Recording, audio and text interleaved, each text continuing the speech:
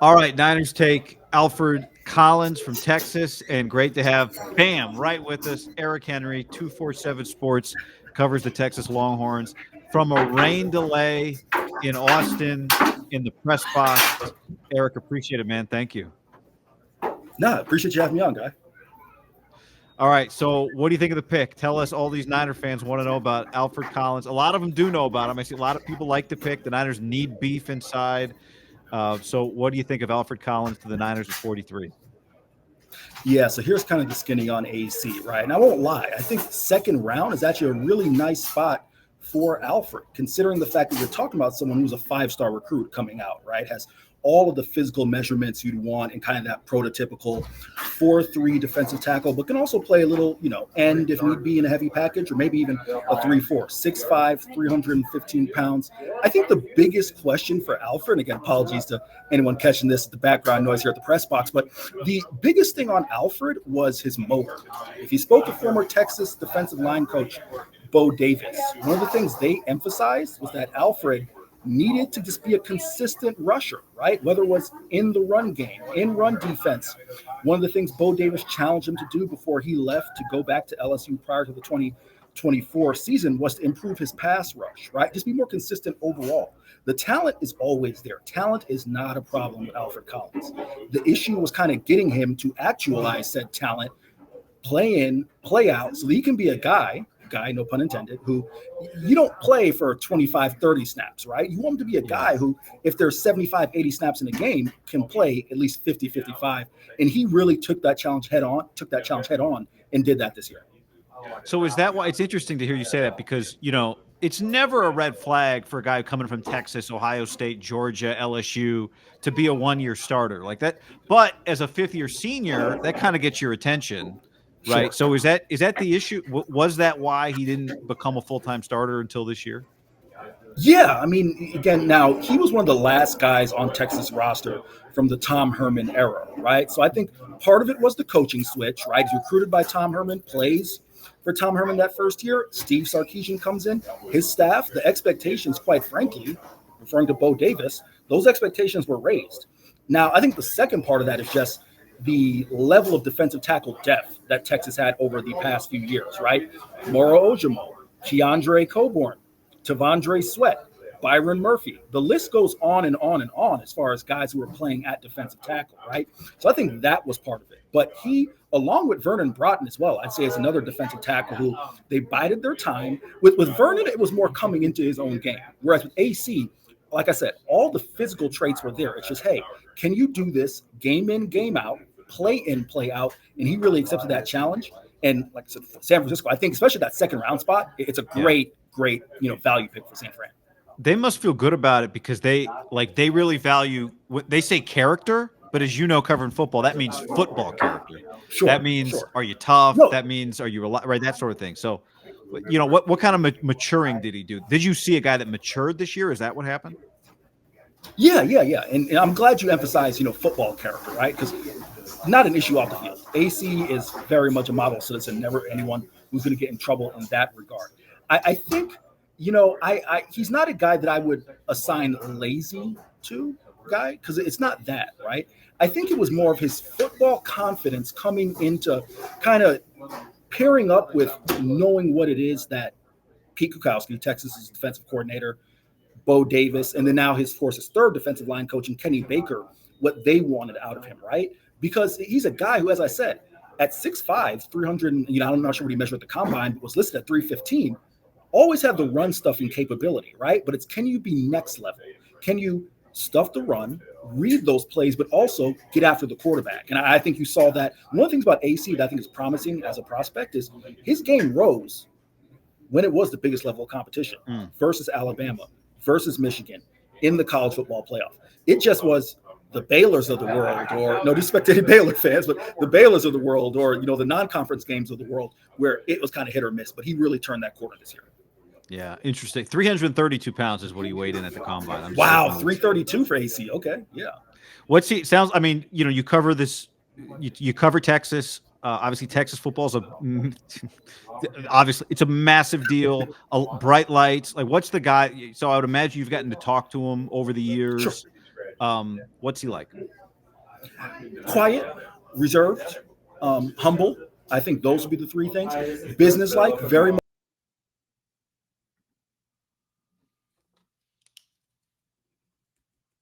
Wasn't routinely made availability, but as a fifth-year senior and as a guy who they expected to really take the challenge of being a leader on that defense head on, replacing so many leaders from the 2023 team, he accepted that and was a face of kind of defensive line. Whether AC wanted to be out there or not, you have to ask AC, but he was pushed out there every Monday during availability to say, hey, go be the spokesman for this defense. So yeah, quiet, maybe even borderline shy a little bit, but definitely humble. Like I said, you're not going to find any real character flaws, at least that I've ever seen with Alfred Collins. Very much just about football.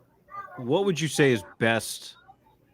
What's the number one on his positives list as a player? Freak athlete in my mind. And I know that sounds, again, cliche, but I'm glad you said it, that he came in at, 330 something, right? When you're 6'5", 330 something pounds, you can move the way he does. That to me, I think automatically it's one of those things that, like, okay, even if AC hadn't have had the type of year that he had, right? You look at that size and that athleticism and you say, we can't give up on that. We have to keep trying with that to get the most out of that, right? I'd say that is the most defining characteristic. In terms of actual on-field play, again, I really love him as a run stuffer. I think he's going to – listen, I don't want to be hyperbolic, right? I don't want to compare him to, an NFL Hall of Famer, but, I'm from Tampa originally. And when I think of a guy with his athleticism, I think of a Gerald McCoy.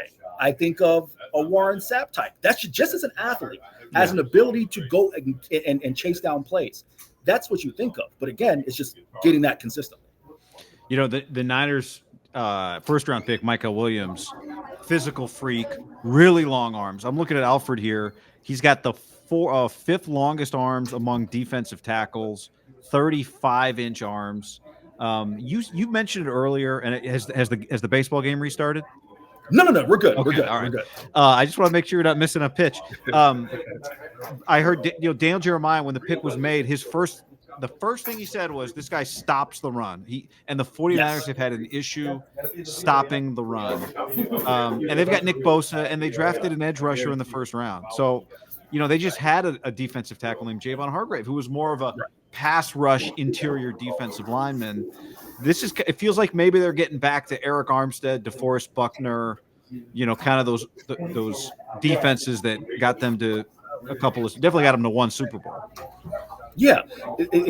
Even if AC never matures into a guy who's, I won't even say double-digit sacks, right? That's a lot to ask from an interior defensive lineman. If he was a guy who never matures into 5-6 sacks a year, he's going to play the run. He's going to play at least first and second down. I think another thing, and when I should talk about his development, is he became a 3-down player, right? He was a guy who, again, with that pass rush, or at least improving, right? You didn't have to pull him on third down and say, hey, it's 3rd and 7. You can kick him outside and play him again as a heavy end. Even in run defense, I think that was one of his strengths, quite frankly, that he's done well, even going back to his freshman year under Tom Herman, was, hey, we can kick this guy outside, and he has enough football IQ to read the run well, know where to set himself. And if he's not making the play himself, I thought he did an excellent job just being a space eater, and not a traditional space eater, right? Not just no disrespect, a big, Haloti Ngata, or that type of defensive tackle, right? Yeah. Someone who, again, at 6'5", 333, he's not just there occupying a gap, right? He's really generating force to move those offensive linemen while also taking up space that freed up a lot of plays for like an Anthony Hill or other linebackers to make plays. All right, last thing before I let you go, and if there's something I haven't asked you about, Alfred, please, I would love to hear it. Is there another Texas guy? I mean, these Texas guys, what is he, the 4th Longhorn already taken this draft? Any other Longhorn out there that you like later in this draft that you think might be a sleeper for somebody? Oh, okay. I was going to ask you if it's for San Fran specifically. I was going to say, you let me know the needs. But open to just about anything. All right. How about this? If we're talking about San Francisco specifically, I'll give you 2 names. All right. Gunnar Helm at tight end. I think he's a guy who, I understand San Francisco has, a pretty solid tight end right now, but not going to play forever. not going to play forever, right? Gunnar Helm's a guy who I think you'll get great return on investment, return on value. 6'5", 250. Started out as a blocking tight end, but really matured into a pass catching tight end. Set the Texas program record for receptions by a tight end with 60 this year. And on the defensive side, if I had to give you one more, how about Andrew Makuba at safety? And Makuba, both these guys I mentioned, Helm and Makuba, probably are going to go day 2, in my opinion. Okay. Maybe it's line to day 3. But Makuba, I understand you look at the size at safety, right? And say 5'11", $186, feels a little small. Plays much bigger than that. Excellent tackler, excellent in coverage. He's a guy who, even if he doesn't mature into a starter, maybe by year 2 or 3, he's a guy who can be a rotational secondary player and also play special teams and play a decade in the NFL. All right, I'll let you get back to bed. Who's Roger Clemens on the mound today? You know what? It's not Rocket, but it is number 1 Texas baseball versus Texas A&M. So a little Lone Star Showdown rivalry, right? It's a big game. Big game. Trust me, it is not usually this active behind me and in the press box. That's why I feel bad that you got me when we are. No. It's one of the biggest games of the year.